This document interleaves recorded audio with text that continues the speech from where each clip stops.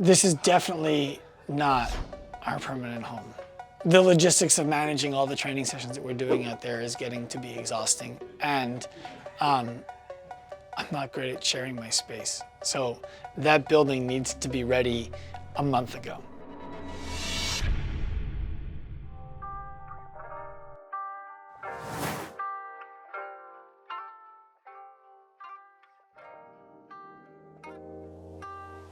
As you can see, there's a ton of spackling, and now the walls need repainting, because when we put all of these wall washers up, what we noticed was all of the waves and imperfections in the wall.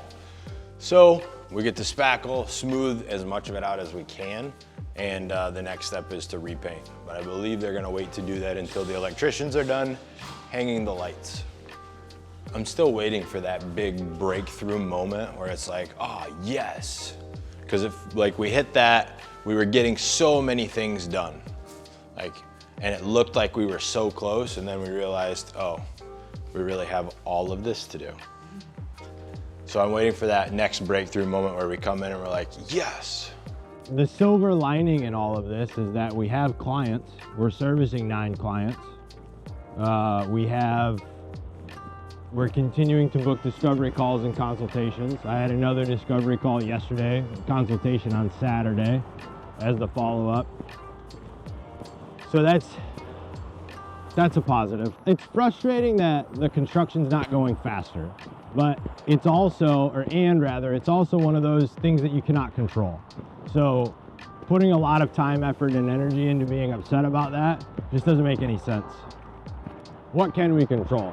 We can control the education of staff, which we're doing. We've got 7 hours a week of education and mentorship on their schedules, where they're getting direct interaction with myself and Larry and Sean and Dan to hone their skills, their ability to communicate, their ability to sell, their ability to deliver a really valuable training session inside and outside of the session. So those are the things that we can control right now.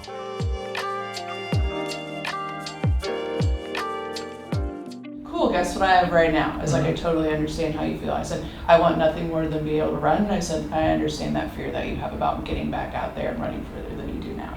How do you respond to that? Today with the professionals, we were doing some continuing development of the way that they're handling a personal training session. Because even though we haven't opened the flagship location yet, we are taking members in pre-sale. We actually hit our October quota, and so now we're looking to enroll members in November. And we want to make sure that the sessions that these people are experiencing go beyond reps and sets and exercise selection. I'm feeling for, are these curling? Are they flaring? Right? I want to know what's going on with the foot. Most of the time when you think about what you're getting in a gym, it's workouts, it's sweat, it's soreness, it's body changes. And we believe that the reason why oftentimes that breaks down is because there is no understanding around why these things are being done, what the response to these things means, when to push, when to pull back.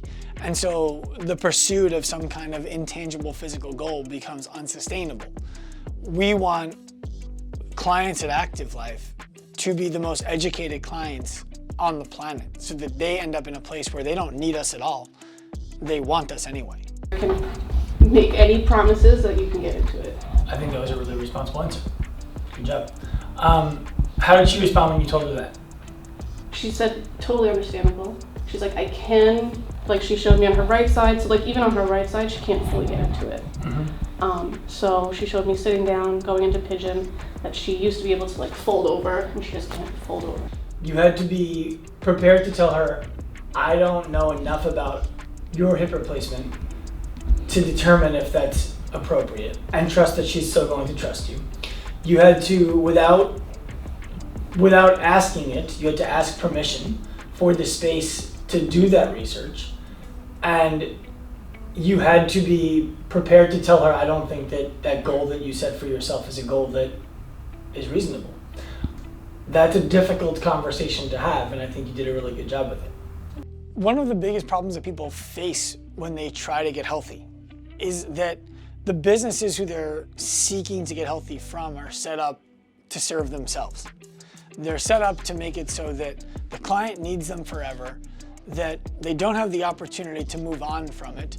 And so in order to do that, these businesses need to be able to create a facade of knowing everything, of being able to solve all problems to all people. When we're able to educate a client the way that we do, we can get a conversation like you got from Kate today, where she told somebody, I don't know if the goal that you're asking me to help you achieve is reasonable or responsible for me to tell you I can help you with. I need to go ahead and do some research on that to make sure it's safe and smart.